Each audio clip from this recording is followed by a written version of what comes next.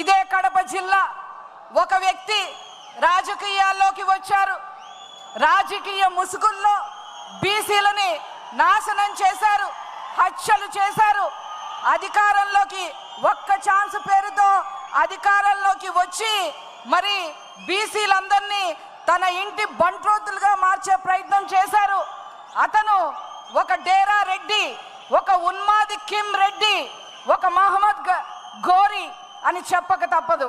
అతను హిట్లర్ మాదిరి మరి పరిపాలన చేసి బీసీలందరినీ కూడా నాశనం చేయడమే కాకుండా బీసీ పథకాలన్నిటిని కూడా రద్దు చేయడం జరిగింది.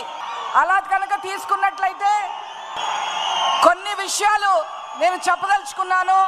మరి స్థానిక సంస్థల్లో 24% నుంచి 34% వరకు రిజర్వేషన్లు తీసుకొస్తే, నారా చంద్రబాబు నాయుడు గారు బీసీ వర్గాలకి రిజర్వేషన్లు తీసుకొస్తే, మరి గత ప్రభుత్వం బీసీలకి నాయకులు అవ్వటానికి వీల్లేదు అని చెప్పి 1600-800 మందిని నాయకులు కాకుండా చేసిన ప్రభుత్వం గత ప్రభుత్వం. అదేవిధంగా నారా చంద్రబాబు నాయుడు గారు చేతి వృత్తులకి మరి ఆశాజనకంగా ఉంటుందని ఆదరణ పథకం తీసుకొస్తే దాన్ని నిట్ట నిలువున రద్దు చేసిన ప్రభుత్వం గత ప్రభుత్వం.